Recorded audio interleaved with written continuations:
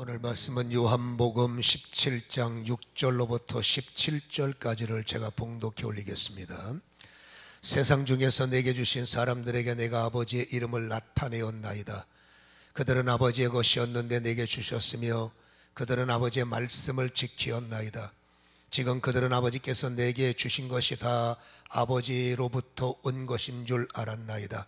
나는 아버지께서 내게 주신 말씀들을 그들에게 주었사오며 그들은 이것을 받고 내가 아버지로부터 나온 줄을 참으로 아우며 아버지께서 나를 보내신 줄도 믿었사옵나이다. 내가 그들을 위하여 비옵나니 내가 비옵는 것은 세상을 위함이 아니요 내게 주신 자들을 위함이니이다. 그들은 아버지의 것이로소이다. 내 것은 다 아버지의 것이요 아버지의 것은 다 내 것이온데 내가 그들로 말미암아 영광을 받았나이다. 나는 세상에 더 있지 아니하오나 그들은 세상에 있사옵고 나는 아버지께로 가옵나니 거룩하신 아버지여 내게 주신 아버지의 이름으로 그들을 보존하사 우리와 같이 그들도 하나가 되게 하옵소서. 내가 그들과 함께 있을 때에 내게 주신 아버지의 이름으로 그들을 보존하고 지키었나이다. 그들 중에 하나도 멸망하지 않고 다만 멸망의 자식뿐이 오니 이는 성경을 응하게 함이니이다. 지금 내가 아버지께로 가오니 내가 세상에서 이 말을 하옵는 것은 그들로 내 기쁨을 그들 안에 충만히 가지게 하려 함이니이다. 내가 아버지의 말씀을 그들에게 주었사오매 세상이 그들을 미워하였사오니 이는 내가 세상에 속하지 아니한 같이 그들도 세상에 속하지 아니함으로 인함이니이다. 내가 비옵는 것은 그들을 세상에서 데려가기 위함이 아니요 다만 악에 빠지지 않게 보존하기를 위함이니이다. 내가 세상에 속하지 아니한 같이 그들도 세상에 속하지 아니하였사옵나이다. 그들을 진리로 거룩하게 하옵소서. 아버지의 말씀은 진리이니이다. 아멘. 합심으로 깨달음을 위하여 은혜를 베푸소서. 무거운 짐이 내려지게 하옵소서. 주님의 옷자락을 만지는 시간 되기를 원합니다. 통성으로 기도합니다. 자비로우신 아버지, 오늘도 아버지의 예배의 은혜를 우리에게 허락하시고 아버지의 마른 뼈의 자리에서 생명의 자리로 옮겨지게 하시고 아버지의 광야에서 아버지의 에덴으로 옮겨지게 하셨사오니 이곳에서 생명수를 마시고 이곳에서 마른 뼈들이 살아나게 하소서. 삶에 지친 우리의 무게감을 감당할 수 있도록 무릎에 힘을 주시고 어떠한 아버지 혼란과 아버지 핍박의 힘이 있을지라도 이길 수 있는 성령의 위로하심이 우리의 심령 속에 흘러넘쳐 두루두루 화영검으로 세상을 지키시는 것처럼 우리를 덮어 세상이 나를 이기지 못하도록 원수가 우리를 이기지 못하도록 다시 한번 성도들을 보존하시고 멸망치 않도록 다스려 주시고 지켜주시기를 원합니다. 아버지, 한없이 부족한 우리지만 또다시 은혜로 내 자신이 발견되게 하시고 하나님 앞에 내가 어떤 존재임을 깨달아 아버지 영적 자긍심을 회복하여 아버지 하나님의 귀한 존재임을 깨닫고 살아갈 수 있도록 아버지 하나님이여 참으로 기름 부어주시고 아버지 하며 세워주시기를 원합니다. 소원의 그릇을 채우시고 믿음의 그릇 위에 흘러넘치는 은혜가 있게 하소. 내 잔이 넘치나이다. 내게 부족함이 없나이다. 다윗의 고백이 우리의 삶의 고백이 될 수 있도록 축복하시고 예배를 방해하는 흑암들이 떠나가게 하시고 오늘도 질병의 아버지의 삶의 무거운 짐들이 주님을 만짐으로 말씀이 들림으로 은혜가 덮여짐으로 회복되게 하시고 치유되게 하시고 살아나게 하여 주옵소서. 아버지하며 놀라운 일들이 우리에게 은혜로 시작됨을 믿습니다. 원수는 제압받게 하시고 성령님께서는 충만히 우리를 주도하여 주시옵소서. 예수님의 거룩하신 이름으로 기도하옵나이다. 아멘. 요한복음 17장은 겟세마네 기도에 기도하는 예수님의 현장임을 우리가 말씀을 드렸죠. 이 요한복음에 나와 있는 겟세마네 기도의 17장은 세 단락으로 나누어집니다. 첫 번째 단락은 지난주에 말씀을 나눴던 예수님 자신에 대한 기도죠. 예수님이 이 땅에 왜 오셨는지 가장 핵심적인 것은 영생을 주러 오셨고 그 영생의 과정이 이제 이루어지기 때문에 하나님도 예수님도 영광을 받으시고 영화로움을 이루게 됐다라는 첫 번째 기도 단락이 지난주 말씀이었고 오늘 단락은 6절로부터 12절까지는 바로 예수님께서 제자들을 위한 기도의 단락이에요. 그리고 다음 주에 말씀을 나누는 18절로부터 26절까지는 세상을 위한 기도의 단락, 이렇게 세 단락으로 나누어져 있음을 알 수가 있지요. 오늘 본문의 말씀을 보면 제자들을 위한 기도인데 여기서 아주 중요하게 등장하는 단어들이 있습니다. 오늘 본문 6절로부터 다음 주까지 연결되는 26절까지 장장 20절이죠. 이 20절에 한 절도 빠짐없이 어떤 절에서 3번이나 반복하면서 계속 등장하며 총 32번 반복되는 단어 하나가 있습니다. 그게 뭐냐면 바로 그들을 이라는 단어예요. 여기서 그들이 누구임을 우리는 알 수가 있습니다. 6절에 보면 세상 중에서 내게 주신 사람들에게 내가 아버지의 이름을 나타냈나이다. 그들은 아버지의 것이었는데 내게 주셨다. 9절에도 내게 주신 자들을 위함이다. 여러분, 주님 하나님이 주신 이 사람들, 주님은 이들을 위해서 장장 32번 32회나 반복하면서 그들을 계속 반복하는 것. 지금 이 기도하는 현장을 살펴보면 여러분, 죽음의 자리에 와 있어요. 조금 있으면 팔릴 것이고 모진 십자가의 형벌을 당할 것이고 감당할 수 없는 죽음이 다가와서 나 하나 챙기기도 힘들 판일 텐데 주님은 나를 염려하시는 것이 아니라 여러분, 기도할 때마다 그들을, 간구할 때마다 그들이, 하나님께 간구할 때마다 그들을 보존하시고 저들이 멸망치 않고 오직 여러분 눈만 열면 아침에 눈을 뜨면 하루 동행하며 계속 주님의 마음은 여러분 예수님 자신에게 있는 것이 아니라 여전히 부족하고 허물 많은 제자들에게 온 초점이 맞춰져 있다는 것을 우리는 알 수가 있지요. 여기서 여러분 하나님께서 가장 중요하게 움직이는 단어 하나가 그들이라는 단어. 예수님께서 그들을 제자 삼았는데 여러분, 우리는 예수님이 길을 지나가시다가 우연히 그들을 만났고 우연히 그들을 주선했고 이렇게 생각할 수가 있습니다만은, 제가 아까 6절과 9절을 읽어드렸던 것처럼 여기서 또다시 놀라운 일은 여러분, 제자들을 예수님께서 길을 지나가시다가 우연히 만난 존재가 아니라, 이건 참 우리가 깊게 끝까지 들어야 이해가 되는 내용입니다. 여러분, 하나님께서 그들을 선택하셨고, 우리가 말하는 택정, 택함이라고 말하죠. 그들을 택하셨고 그 택한 제자들을 하나님 것으로 인정하셨다가 예수님에게 이 제자들을 주셨다. 이런 내용들이 바로 6절 다시 한번 읽어드리면, 세상 중에서 내게 주신 사람들, 세상에 많고 많은 사람들이 있지만 여러분, 하나님께서 그 많은 사람들 중에서 뽑아내신 사람들을 내게 주셨다. 결국 여러분 6절 하반절에는 아버지의 말씀을 지키기 위해서라는 단서가 붙습니다마는 9절에 이렇게 말씀합니다. 내가 그들을 위하여 비옵나니, 내가 비옵는 것은 세상을 위함이 아니요 내게 주신 자들을 위함입니다. 그들은 아버지의 것입니다. 라고 기도하고 계세요.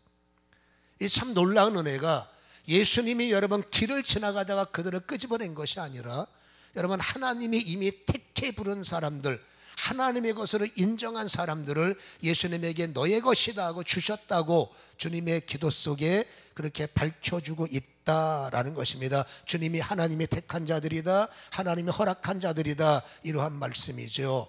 하나님이 선택했다. 그래서 예수님이 제자로 받으셨다.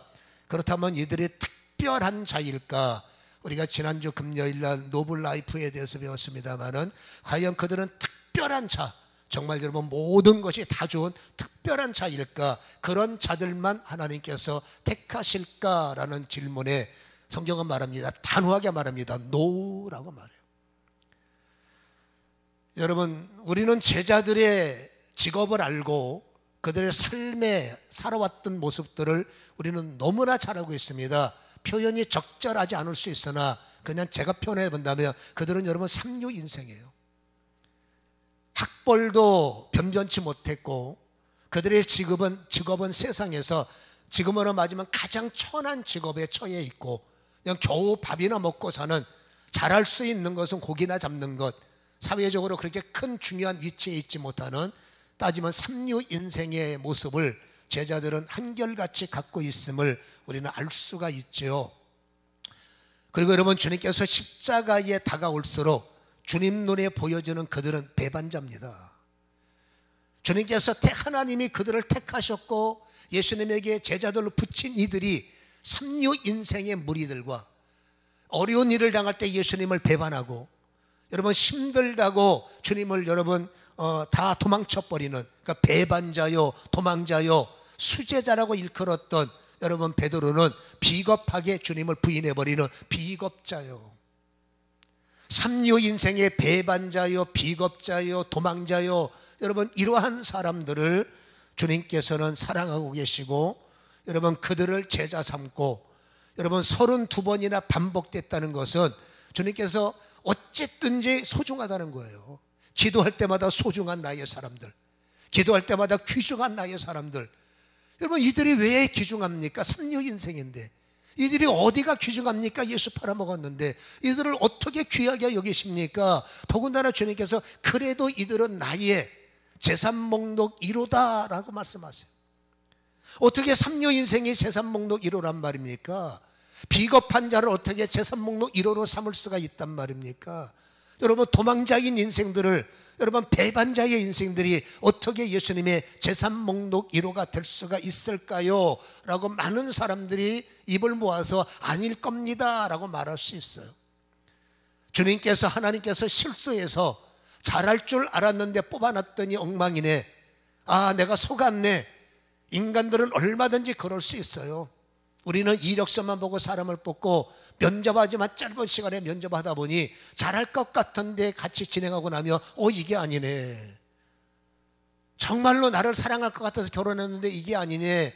인간은 얼마든지 여러분 배반할 수 있고, 그렇죠, 비겁할 수 있고 도망칠 수 있고, 그게 인간의 삼류 인생의 모습들이에요. 그런데 어떻게 그런 사람들을 하나님께서, 더군다나 예수님께서 내 인생에 가장 소중하고 귀중한 재산 목록 1호, 그랬기 때문에 기도할 때마다 32번이나 나의 소중한 사람들, 나의 귀중한 사람들, 나의 존귀한 사람들, 그들이라는 말 속에는 그 단어가 들어있다라는 것입니다. 여러분 기도가 뭘까요?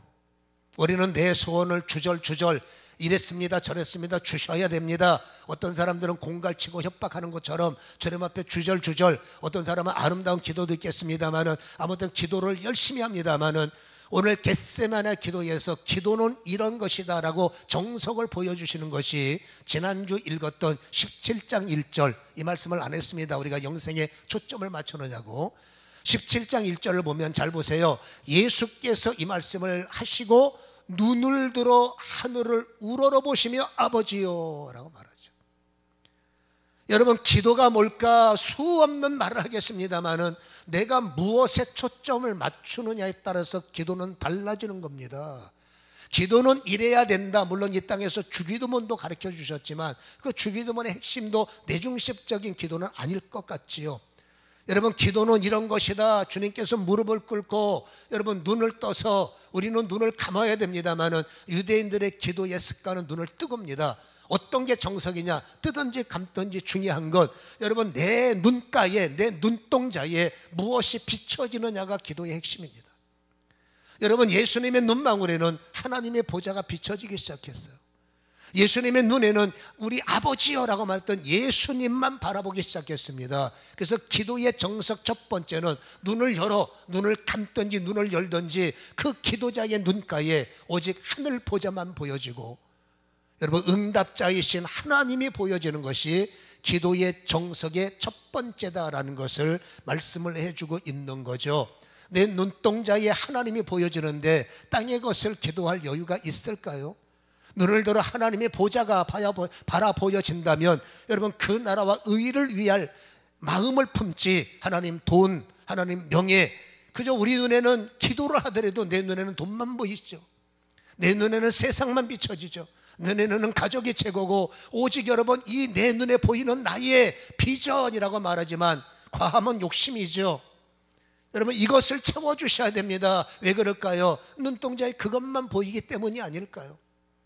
그러나 기도하는 사람은 기도하는 순간만큼이라도 여러분 그 눈동자에 예수님이 보여지고 하나님이 보여지고 하나님을 바라보는 것이, 그래서 그 주님을 향해서 기도하는 것이 바로 정말로 기도의 정석이라는 것을 예수님께서 말씀하고 계시고, 여러분 하늘에 계신 아버지의 눈과 예수님의 눈망울이 하나가 되는 것이 기도의 진행형이구나라는 걸 알 수 있고, 하나님은 성경을 통해서 세상을 바라보고 계시고 모든 사람들을 여러분 하나님의 눈에 담고 모든 사람들의 움직임을 하나님의 눈에 담고 계십니다.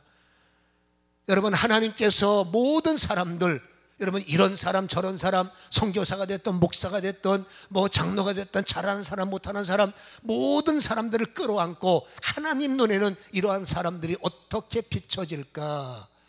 여러분 이사야 41장 14절에 보면 버러지 같은 너 야곱아 라고 충격적인 단어를 우리에게 던져주고 계십니다.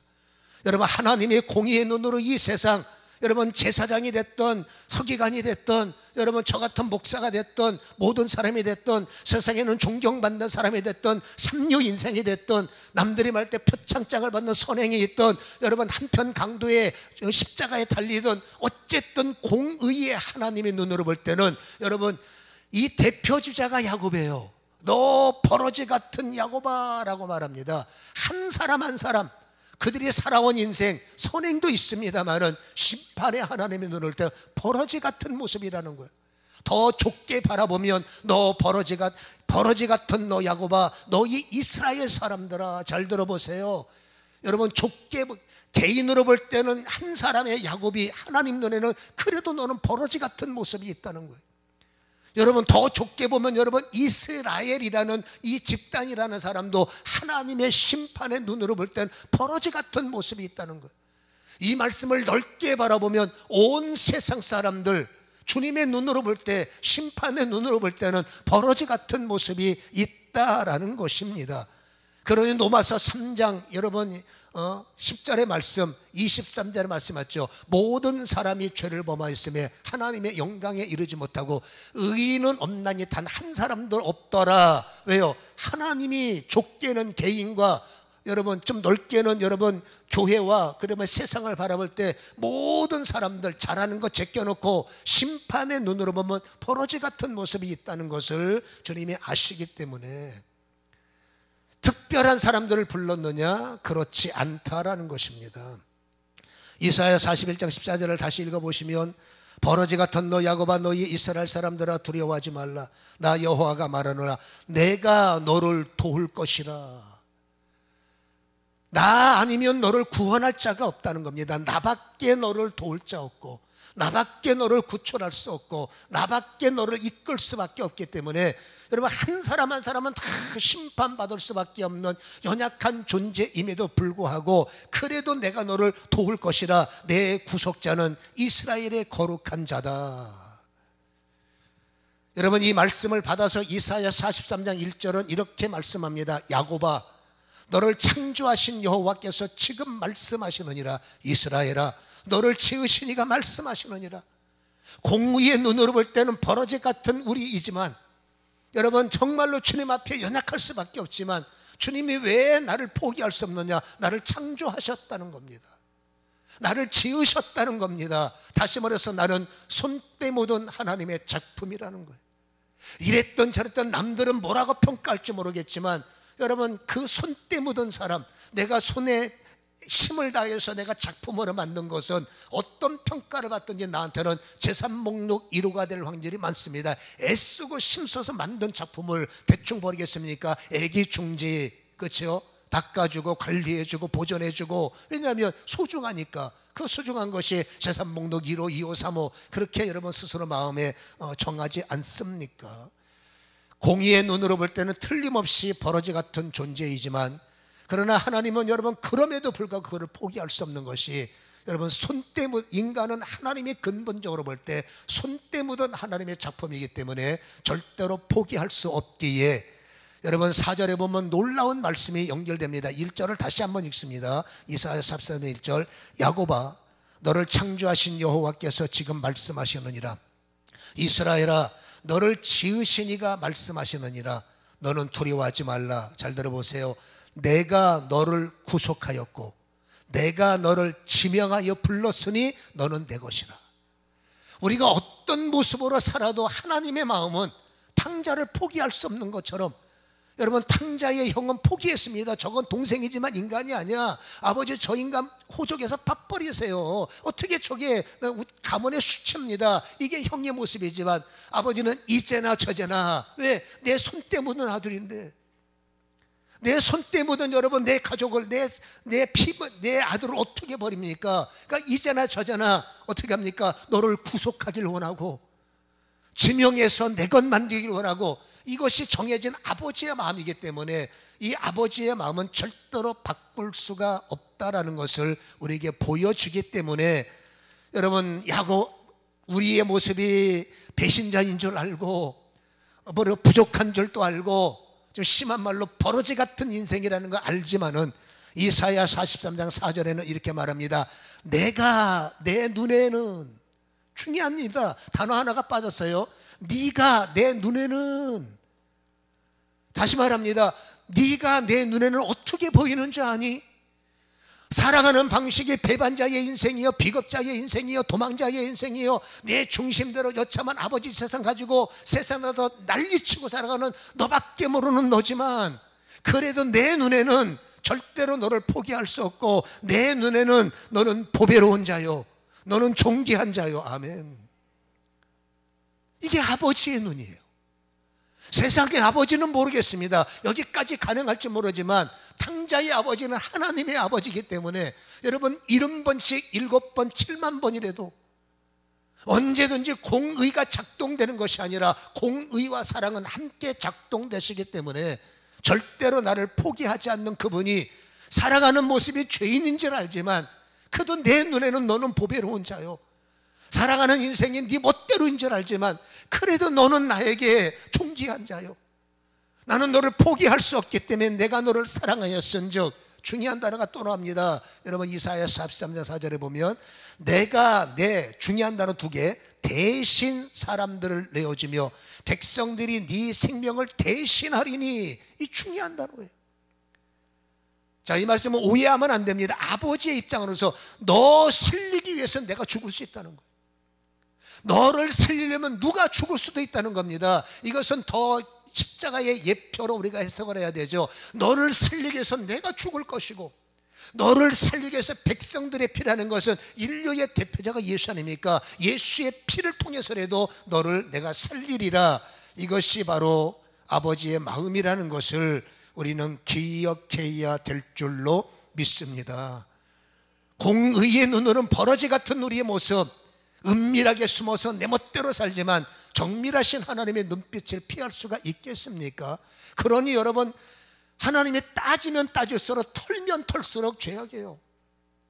그러나 하나님은 그럼에도 그래도 너를 내가 포기하지 않는다, 그래도 내가 너를 지명했다, 그래도 너를 내 것으로 만들었다, 이미 하나님께서 너를 택했다라는 말씀을 우리는 다시 한번 하나님의 마음으로, 하나님의 편에 서서 다시 한번 해석하고 이해할 필요가 있다라는 것입니다. 하나님의 눈빛으로 볼 때는 우리는 죄인이지만, 여러분 하나님은 한편 강도를 바라보는 아버지의 눈은, 여러분 죄는 당연히 받아야지 라는 공의의 눈빛이지만, 그 여러분 죄값을 지불하는 인간이 깨달아서 아버지여 나를 제발 기억하옵소서라는 단 한마디의 고백에 하나님은 사랑에 작동되셔서 오늘 내가, 너는 나와 함께 낙원에 가 있으리라, 이 하나님의 놀라운 용서는 그 누구도 이해할 수 없는 것은, 세상에서 손가락질 받는 그 한 사람을 하나님은 너는 내 재산 목록이로야, 저건 인간이 아니에요 라고 내팽개치는, 여러분 저 38년 동안 속삭여서, 이거는 병원비가 충당이 안 돼, 이거는 오히려 해가 돼, 오직했으면 베데스다 연못가에 내다 버렸을까요? 오직했으면 여러분 거라사인 귀신 들린 사람 감당이 안 돼서 무덤가에 쇠사슬을 묶어놨습니다. 가치가 없다고 생각한 겁니다. 이거는 사람이 아니다라고 판단돼 그 사람조차까지도 주님께서는 그래도 너는 나의 재산 목록이로야. 우리는 이 아버지의 마음을 가슴에 품고 살아야 된다는 것을 다시 한번 기억하시기를 주님의 이름으로 간절히 소원합니다. 도토리 키재기입니다. 인간들은 네가 잘났나 내가 잘났나, 누가 더 표창장을 받을 수가 있을까, 인간 세상의 평가는 거기서 거기에요. 그래도 여러분 의인이지만 여러분 우리는 노아의 방주를 통해서 한번 생각해 볼 것이 있어요. 우리는 노아의 방주에 대한 말씀을 몇 주 전에 나누었지 않습니까? 여러분, 죄가 있어서 지옥 갑니까? 예수를 안 믿어서 지옥 갑니까? 기억하죠. 여러분, 죄 때문에 지옥 갑니다라고 말하지만 아니죠. 여러분, 그 죄를 용서할 수 있는 분이 예수인데 예수를 안 믿기 때문에 지옥 가는 거다. 이게 복음적인 대답이었죠. 여러분, 방주가 있었습니다. 누가 방주에 들어갑니까? 의인들이 들어갑니다. 그러면 의인이어서 방주에 들어갑니까? 아니라고 그랬죠. 방주에 들어간 자가 의인이라고 그랬죠. 여러분, 의인이 누굽니까? 나쁜 짓 한 번도 하지 않고, 여러분 정말 어떤 모습을 우리는 의인이라고 그럴까요? 사람들마다 평가하는 의인의 기준은 다 달라요. 그러나 성경이 말하는 의인은 또 우리하고 평가가 달라요. 여러분, 노아는 당대의 의인이라고 그랬어요. 모든 사람보다 압도적으로 의인이라는 겁니다. 그러면 그는 완벽한 인간이라는 말입니까? 아닙니다. 여러분, 노아의 결정적인 실수 때문에 한 집안이 풍지박살 나버렸습니다. 여러분, 노아의 아들 중에 함이라는 아들이, 그 노아가 여러분 결정적으로 원인 제공을 한 겁니다. 절제하지 못하고 기분 좋다고, 여러분 알코올 발효된 것을 절제하지 못하고 기분 좋다고 기분의 믿음을 뺏기고 기분의 절제를 뺏기고 내 마음의 절제를 뺏겨서 계속 마셔다며 몸도 제대로 가누지 못하고 여러분 수치를 드러내고 그렇잖아요. 침상에 널브러져 버린 거 아니겠어요? 여러분, 함은 그 모습을 본 거예요. 여러분, 여기서 노아도 결국 의인이 실수 없는 인간이 아니라 여러분 실수할 수 있음을, 넘어질 수 있음을, 자빠질 수 있음을 충분히 보여줌에도 불구하고 하나님은 노아를 왜 의인이라고 하셨을까요? 이 노아의 결정적인 실수 때문에 함의 집안은 몰락을 해버립니다. 여러분, 물론 함도 실수가 많아요. 그 두 아들 야벳과 여러분 셈은 아버지의 허물을 덮기 위해서, 이게 그리스도인의 모형이에요. 여러분, 허물 없는 사람이 어디 있습니까? 두 사람은 허물을 알지만 입도 얼마나 근질거렸을까. 그러나 여러분, 두 사람은 인내하고 참고 아버지의 허물을 덮기 위해서 뒷걸음질 쳤고, 우리는 가급적이면 안 듣는 게 편해. 우리는 가급적이면 안 보는 게 편해. 쓸데없는 말 들어서 남을 여러분 한마디로 말해서 마음에 저 사람 나빠라는 일에 우리가 동참해 버린다면, 이 두 아들 야벳과 셈처럼 차라리 뒷걸음질 한다는 것은 안 듣는 게 편하고 안 보는 게 100번입니다.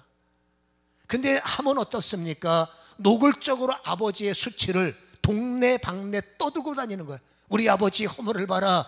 노인네가 술 취해서 이래쿵 저래쿵 여러분, 이것은 성경의 중요한 모습입니다. 사람은 누구든지 넘어질 수 있고, 여러분 함조차도 당신이 실수할 때는 가려지기를 원하고, 내가 실수할 때는 합리적으로 합법적으로 감추려고 하면서도 남의 실수는 있는 대로 떠벌리고 있는 대로 폭로하고 당신은 의인인 것처럼, 여러분 하나님은 그 함을 저주해 버렸어요. 하나님께서 함을 저주하는 순간부터 오늘날 인류의 아프리카 민족이나 여러분 그 지역의 민족은 하나님의 저주가 작동됐습니다. 지금도 그들은 고통을 당하고, 그들은 여러분 얻어먹어야 겨우 근근히 살아가는, 여러분 타락 하나님의 저주 속에 살아가는 그들을 구원하기 위해서 쌀 갖다 준다고 그들이 구원받을까요? 그들을 구출하기 위해서 병원 짓는다고 그들이 구원받을까요? 여러분, 병원을 통해서 복음이 증거돼야, 나눠주는 구제를 통해서 복음이 증거돼야 그들이 회개해야 돌아오지 않을까요? 아무튼 여러분, 이토록 함의 민족의 재앙적 역사는 바로 의인이라고 믿었던 여러분 노아의 결정적인 실수 때문에 한 집안이 풍지박살 나버리는, 여러분 의인이 완벽합니까? 아닙니다. 의인이 온전합니까? 애를 쓰지만 인간 누구에게는 실수도 있고 넘어질 수 있는데, 우리는 여러분 살다 보니까 사람들 실수를 너무 많이 봐요. 이런 말을 듣고 저런 말을 들을 때, 근데 우리는 안타깝게도 나눠집니다. 하나님께서는 셈의 반열에 서라, 야벳의 반열에 서라 했는데 우리는 안타깝게도 아멘 해놓고 여러분 행동은 함의 반열에 서서 열심히 폭로하고 다닙니다. 열심히 떠들고 다닙니다. 이랬대더라 저랬다더라. 그게 왜 재밌을까? 그게 왜 기쁠까? 그게 왜 여러분 그 속에서 왜 짜릿함을 느낄까? 안타깝지만 하나님은 너 지금 야벳의 반열에 서 있느냐, 아니면 너 지금 함의 반열에 서 있느냐, 하나님은 그것을 바라보고 계시는데, 선택을 받았다는 자가, 하나님의 택함을 받은 하나님의 재산 목록 1호가 재산 목록 1호처럼 살아도 시원찮은 판에, 그러면 함의 반열에서 살아간다면, 여러분 명색은 재산 목록 1호지만 영적으로 기업 물을 거는 여전히 단련 속에 살 수밖에 없는, 여러분 훈련자로서 평생 살다가 누리는 자가 아니라 훈련자로 계속 정금까지 가야 되는데, 단련하다가 세월 보내고 연단 받다 세월 보내고 깎이다가 세월 보내고, 그렇죠? 다시 한번 이 내용을 깨닫기를 주님의 이름으로 간절히 소원합니다. 그렇다면 여러분, 의인은 누구란 말입니까? 완벽한 자가 의인이 아니라, 의인의 기준은 딱 하나입니다. 진리의 말씀이에요. 하나님께서 진리의 말씀, 살리는 말씀, 생명의 말씀, 이기는 말씀을 땅에 던지시고, 여러분 그 말씀을 듣는 자, 여러분 의인이 그 말씀을 듣는 것이 아닙니다. 듣고 행동하는 자가 의인이라는 거예요. 말씀을 듣는다고 의인이 아닙니다. 여러분 그 말씀을 듣고 행함이 있고, 그 말씀을 듣고 따르는 자가 의인이라는 것을 우리는 기억할 필요가 있다, 그 말입니다. 다시 말합니다. 방주에 하나님께서 심판이 올 거야, 방주에 들어가는 자가 술 취한 사람일 수 있어요. 방주에 들어가는 자가, 여러분 이 사람 폭로해버리면 한평 강도의 목록에 들 수가 있고, 탕자처럼 방황하는 인간일 수도 있어요. 그러나 중요한 것은 하나님의 복음을 듣고 그 말씀을 깨달아서 방주에 들어가는 자가 하나님은 의로운 자라 인정하신다는 거예요. 여러분 아무리 하나님의 말씀을 기가 막히게 들어도, 셈의 반열에 서라 했는데 여러분 함의 반열에 서고 있으면, 그건 여러분 의인을 향해서 쫓아가는 훈련병이지, 의인이다라는 여러분 반열에 들기는 아직은 어렵다. 정금이 의인 아니겠습니까? 그렇잖아요. 근데 이 제자들의 특징 하나가 있습니다. 특징이 뭐냐면은 예를 잘하는 거예요. 여러분 예수님께서 그들을 불렀습니다. 내가 이제 너희를 물고기 잡는 자가 아니라 사람 낚는 어부가 될 거야, 어부가 되게 할 거야, 나한테로 와 했을 때, 여러분 이들의 특징이 뭡니까? 예라고 대답했다는 거예요. 너 이제 나를 위해서 그물을 내려놔, 예라고 대답했다는 거예요. 이제 너희는 배도 포기해, 예라고 대답했다는 거예요. 어느 복음서에는 여러분 일단은 말씀을 전한 자니까 부모님들도 맡기고 따라와 했을 때 그들은 예해서 여러분 예수님을 따라왔다는 거예요. 어떤 자가 의인입니까? 예하여 움직이는 자가 의인이에요. 하나님은 아브라함에게 말씀합니다. 본토를 떠나라, 예. 아비 집을 떠나라, 예. 친척들을 내려놔라, 예. 가자, 예. 물론 여기는 알라크가 있고 할라크가 있다고 우리가 배웠죠. 알라카는 타이적으로 끌려가는 것이고, 할라카는 자원함으로 자기 발로 가는 건데, 처음부터 자원은 없습니다. 여러분 알라크 끌려가다가 은혜 받고 이게 진짜네, 그래서 알라크가 되는 거지만, 중요한 것은 타이가 됐던 자이가 됐던 여러분 하나님이 원하는 자리에 움직이고, 들어가 있어 하면 들어가 있는 자, 움직여 하면 움직이는 이 움직이는 자들을 하나님은 의인이라 보시고 하나님은 그들을 택했다라는 것입니다. 여러분 에베소서 1장 4절을 잘 들어보세요. 곧 창세 전에 그리스도 안에서 우리를 택하사 우리를 사랑 안에 그 앞에 거룩하고 흠이 없게 하시려고, 제가 자주 말씀드리는 거죠. 창세 전에, 인간이 세워지기 전입니다. 성경을 보면 그리스도 안에서 하나님이 룰 하나가, 진리 하나가 확정돼 버렸습니다. 그게 뭡니까? 우리를 앞으로 택할 거다라는 거예요. 하나님께서 택하는 사람들이 있을 거다. 창세전에 그리스도 안에서 이제 내가 이런 사람을 들었을 거고 이런 사람을 택할 거야 라는 것을 하나님께서 확정졌다는 겁니다. 그 확정이 뭔지 아십니까? 여러분 에베소서 1장 13절에 보면 잘 들어보세요. 그 안에서 너희도 진리의 말씀, 곧 너희의 구원의 복음을 듣고 그 안에서 또한 믿어, 약속의 성령으로 인침 아멘하는 자들이죠. 하나님의 말씀을 듣고 하나님의 부르심을 듣고 어떤 자들을 하나님께서 택했냐라는 겁니다. 여러분 택했기 때문에 아멘하는 것이 아닙니다. 여러분 하나님이 원하시는 것은 어떤 말씀을 창세로부터 그리스도 안에서 복음의 말씀을 던질 거야? 하나님의 말씀이 전달될 거야? 하나님의 메시지가 나팔처럼 들려올 때 그 말씀을 죄인도 들을 수 있고 이런 사람도 듣고 사두개인도 듣고 선지자도 듣고 누구든지 들을 수 있는데 그 말씀을 듣고 그럴 수 있어, 이건 의인이 아니에요.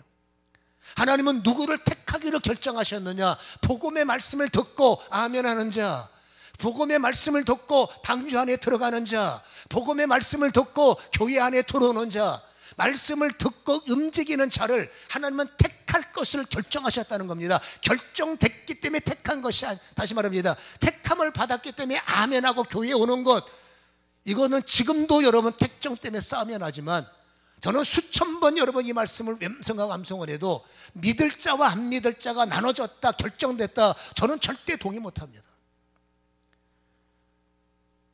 여러분, 믿을 자가 정해졌으면 전도를 뭐하랍니까? 냅둬도 교회 오는데, 믿을 자가 정해졌으면 뭐하러 여러분 애를 씁니까? 내비둬도 당신들이 알아서 할 건데, 이거는 여러분 복음의 활력을 따지면, 복음의 운행성을 따지면, 창조의 운행성을 따지면, 여러분 하나님께서 명령은 절대 전파, 듣는 자가 복이 있다, 들어야 산다, 믿음은 들어야 한다 라는 말씀을 우리가 잣대로 삼는다면 동의하기가 매우 힘들다는 겁니다. 제가 믿는 복음은 하나님은 창세전에 정하셨어요. 누구든지 예수 믿으면 구원을 받을 거야. 여러분, 이 정해진 결정을 우리가 아멘할 때 하나님이 정해놓은 택함 속에 들어오게 한다는 거예요. 우리는 순서를 잘 이해할 필요가 있다, 그 말입니다. 그래서 여러분 다시 정리를 합니다마는, 하나님께서 이 제자들을 너희는 내 거야 라고 미리 뽑아놔서 예수님에게 줬다는 해석이 아니라, 여러분 예수님의 그물을 포려 배를 버리고 나를 따라와 라는 주님의 초청에, 이 말씀에 순종해서 예하는 자들을 주님은 택함 속에 인정하신다는 것이고, 하나님은 그들을 예수님에게 준 것으로 이렇게 우리는 이해를 해야 할 필요가 있다라는 것이죠. 영광이 언제부터 시작이 될까요? 하나님이 영광을 받으시고 교회가 영광이 있고 우리 자신에게도 영광의 열매가 있기 위해서는 그 반드시 영광은 아멘이 시작이 되어야 열린다는 것을 우리에게 보여주고 있죠. 고린도후서 1장 20절에 하나님의 약속은 얼마든지 그리스도 안에서 예가 되니 그런즉 그로 말미암아 우리가 아멘하여 하나님께 영광을 돌리게 되느니라. 아멘이죠. 여러분, 신앙은 몇 가지의 싸움이 있는데 택함을 받느냐 못 받느냐 싸움이요, 이 택함이라는 말은 쉬운 말로 하면 순종할 건가 안 할 건가, 아멘 할 건가 생각해 볼 건가, 이 싸움이에요. 여러분, 순종하는 자를 통해서, 순종은 아멘이죠, 말씀을 받고 순종하는 자들을 통해서 하나님의 기업의 역사가 일어나고, 그 순종하는 자를 통해서 하나님의 영광의 문을 열어 순종하는 자가 학벌이 있든 많이 배웠든 그건 잘 몰라, 사람마다 다르니까. 그러나 순종하는 자를 통해서 역사가 나타나고 순종하는 자들을 통해서 하나님의 은혜가 선포되기 때문에 오직 영광은 예를 통해서만, 순종을 통해서만 이루어진다는 것을 우리에게 보여주고 있기에, 아하, 순종과 불순종의 싸움이구나 라는 것이죠. 여러분, 순종할 때 하나님은 일하시는 거예요. 순종할 때 하나님은 역사하시는 겁니다. 우리 교회와 우리 사랑하는 성도님들이 순종자, 하나님이 원하시는 순종자가 되시고, 여러분 하나님께서 여러분들을 통해서 일하시는 수없는 역사가 여러분들의 삶의 열매와 간증이 되기를 주님의 이름으로 간절히 축원합니다. 잊지 마시기 바랍니다. 아, 나는 재산 목록 1호구나 주님의. 이게 영적인 자긍심입니다. 아, 나는 재산 목록 1호구나. 단, 여러분, 재산 목록 1호로 선택받은 내가 재산 목록 1호로서 가치를 다하려면 딱 하나, 나를 그렇게 인정하신 그분이 생명이잖아, 그분이 왕이잖아. 죽으라는 말씀이 없을 것이고 망하게 하진 않을 것입니다. 죽고자 하는 자는 살리라라는 말씀하셨으니, 우리는 왕이 되신 주님께서 나를 재산 목록 1호로 삼으시고 뭔가 믿고 나를 통해 영광을 얻기 위해서 던져지는 하나님의 커맨드, 하나님의 미션에 우리가 움직일 때에 하나님이 나를 통해서 이루실 은혜가 크다는 것을 우리는 다시 한번 기억하시기를 주님의 이름으로 축원합니다. 눈을 들어 주님을 보십시오. 날마다 세상만 보지 말고 눈을 들어 주님을 보셔야 내 보좌에 계신 그분이 네가 살아가는 인생을 내가 책임질 거고, 네가 걸어가는 광야를 내가 도와줄 거고, 네가 싸울 수밖에 없는 그 전쟁의 현장에 내가 광야 출애굽처럼 너와 함께하리라 라는 약속을 내가 마음속에 받을 수 있고 내 것으로 삼는다면 우리에게는 놀라운 재미있는 일들이 그들 가운데 일어나지 않겠습니까? 그 은혜가 있을 때 세워지는 것이죠. 저는 그 은혜 속에서 살아가는 사람들이고, 우리 성도님들도 그 은혜 속에서 살고 계시겠지만 더욱더 이 말씀에 확정을 가지시고 재산 목록 1호 거기에 걸맞는 순종, 그러면 하나님의 작품들이 되시기를 주님의 이름으로 간절히 축원합니다. 기도하겠습니다.